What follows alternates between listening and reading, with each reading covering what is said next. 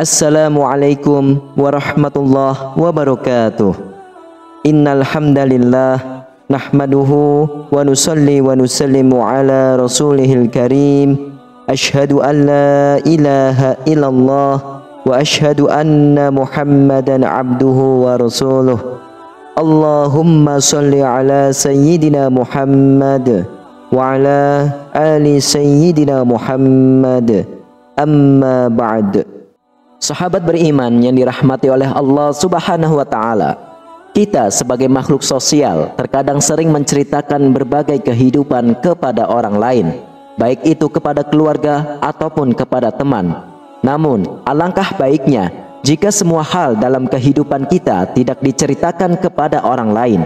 Kita harus memberikan batasan terhadap hal apa saja yang boleh atau tidak boleh diceritakan kepada orang lain, agar tidak merugikan diri sendiri. Ada 5 perkara yang jangan sampai perkara tersebut diceritakan kepada orang lain, walaupun orang itu adalah istri kita atau orang-orang yang kita cintai. 5 perkara ini jangan siapapun tahu, cukuplah hanya kita dengan Allah saja yang tahu. Lalu, apa saja 5 perkara itu? Yang pertama adalah dosa atau aib kita sendiri. Islam melarang kita untuk membuka atau menceritakan aib sendiri setelah Allah menutupnya.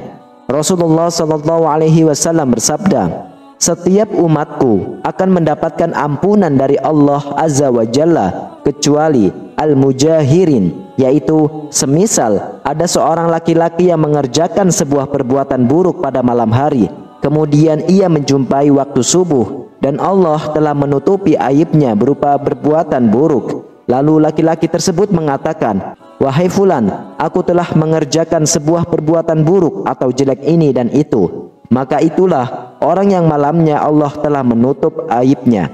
Lalu ia membuka aibnya sendiri di waktu subuh." Hadis riwayat Imam Bukhari dan Imam Muslim.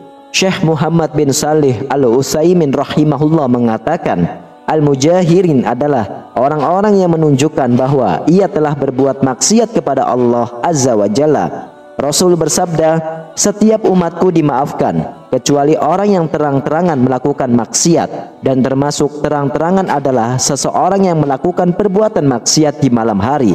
Kemudian di paginya ia berkata, 'Wahai fulan, kemarin aku telah melakukan ini dan itu,' padahal Allah telah menutupnya. Dan di pagi harinya ia membuka tutupan Allah atas dirinya." Hadis riwayat Imam Bukhari dan Imam Muslim. Maka dari itu, hendaklah kita langsung bertaubat ketika melakukan kesalahan dan menutup erat aib tersebut. Lalu yang kedua adalah tidak boleh menceritakan aib orang lain. Aib adalah bagian dari masa lalu setiap orang, sehingga tidak boleh disebarkan apalagi dengan maksud menjelekannya. Allah Subhanahu wa taala berfirman tentang perintah menutup aib sesama. Sesungguhnya orang-orang yang ingin agar berita perbuatan yang amat keji itu tersiar di kalangan orang-orang yang beriman, bagi mereka azab yang pedih di dunia dan di akhirat, dan Allah mengetahui sedang kamu tidak mengetahui. Quran Surah An-Nur ayat 19. Ajaran Islam memerintahkan setiap muslim supaya menutup aibnya, baik aib diri sendiri maupun aib orang lain.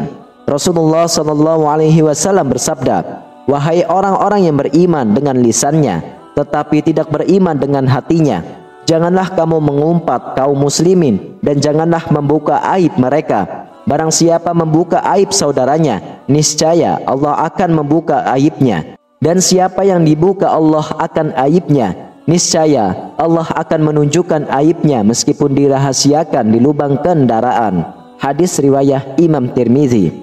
Lalu yang ketiga adalah urusan ranjang suami istri.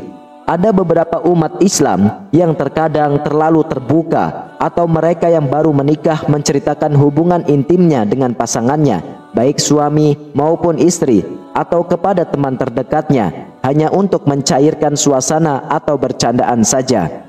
Padahal dalam ajaran agama Islam, hubungan intim antara suami dan istri ini tidak boleh diumbar ke siapapun.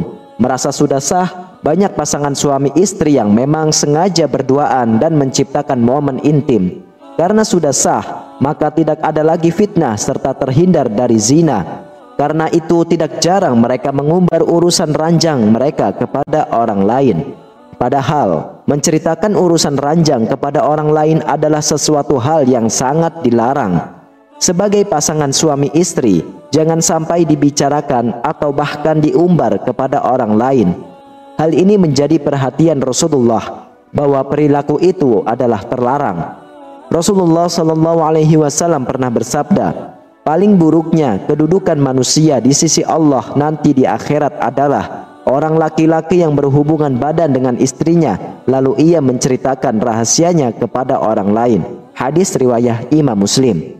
Lalu yang keempat adalah menjaga amanah orang lain. Dari Jabir bin Abdullah, Rasulullah SAW bersabda, jika seseorang menceritakan suatu peristiwa, kemudian ia berpaling, maka cerita itu menjadi amanah. Hadis riwayat Imam Tirmidzi. Amanah merupakan salah satu sifat mulia yang dimiliki oleh Nabi Muhammad SAW. Ajaran untuk bersifat amanah ini sejalan dengan perintah Allah dalam Al-Quran, yaitu surah An-Nisa ayat 58. Sesungguhnya Allah menyuruh kamu menyampaikan amanah kepada yang berhak menerimanya, dan menyuruh kamu apabila menetapkan hukum di antara manusia supaya kamu menetapkan dengan adil. Sesungguhnya Allah memberi pengajaran yang sebaik-baiknya kepadamu. Sesungguhnya Allah adalah Maha Mendengar lagi Maha Melihat. Rasulullah juga pernah bersabda tentang amanah yang diriwayatkan oleh Imam Ahmad. Tidak ada iman yang sempurna bagi orang yang tidak memiliki sifat amanah, dan tidak ada agama yang sempurna bagi orang yang tidak menepati janji. Amanah memiliki arti dipercaya atau terpercaya. Sementara itu, jika dilihat dari sisi akidah dan syariat agama, amanah adalah segala sesuatu yang harus dipertanggungjawabkan dan berkaitan dengan orang lain atau dari pihak lain. Amanah bisa berupa benda, pekerjaan, perkataan, ataupun kepercayaan.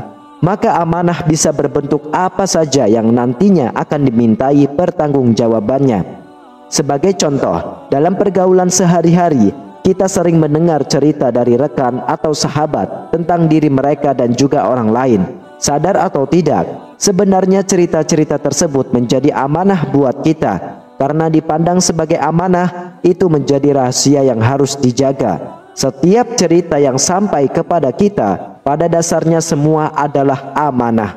Apakah itu benar atau salah? Keduanya harus dirahasiakan. Dalam arti, tidak memberitahukan kepada orang yang tidak berhak untuk mengetahuinya. Rasulullah SAW bersabda, barang siapa yang menutupi aib saudaranya, maka Allah akan menutupi aibnya di dunia dan di akhirat kelak. Hadis riwayat Imam Ibnu Majah. Kemudian yang kelima adalah orang yang dipercaya memandikan jenazah. Dari Abu Rafi radhiyallahu anhu secara marfu, siapa yang memandikan mayat lalu ia menyembunyikan aibnya, maka Allah akan mengampuninya sebanyak 40 kali. Hadis sahih yang diriwayatkan oleh Imam Baihaqi. Dalam hadis ini terdapat penjelasan tentang keutamaan yang memandikan mayat lalu melihat aibnya kemudian menutupinya. Orang yang melihat kekurangan pada mayat itu ada dua macam. Yang pertama yang berkaitan dengan kondisinya, dan yang kedua yang berkaitan dengan tubuhnya. Jenis yang pertama misalnya, jika ia melihat perubahan wajah yang menghitam dan menjadi jelek pada mayat, maka ini bisa jadi merupakan tanda su'ul khotimah. Kita memohon kepada Allah untuk keselamatan dirinya, maka dia tidak boleh menceritakan kepada orang lain bahwa aku telah melihat orang ini dalam kondisi seperti ini, karena ini berarti mengungkap aibnya, sementara orang itu telah pergi menghadap Robnya, dan Allah akan memberinya balasan yang pantas dengan adil atau maaf atas karunia-Nya. Dan yang kedua, seperti jika ia melihat cacat di punggung mayat yang selama hidupnya ia tutupi dari orang lain, maka orang yang menutupinya saat kematiannya mendapatkan pahala ampunan yang besar sebanyak 40 kali. Wallahu a'lam bishawab. Sahabat beriman yang dirahmati oleh Allah, itulah mengenai 5 hal yang tidak boleh diceritakan kepada orang lain. Semoga kita semua adalah orang yang selalu amanah serta tidak suka menceritakan atau mengumbar aib diri kita maupun orang lain kepada siapapun. Demikianlah, hanya ini yang bisa saya sampaikan dan bagikan. Semoga bermanfaat untuk kita semua. Amin, amin ya rabbal alamin. Wassalamualaikum warahmatullahi wabarakatuh.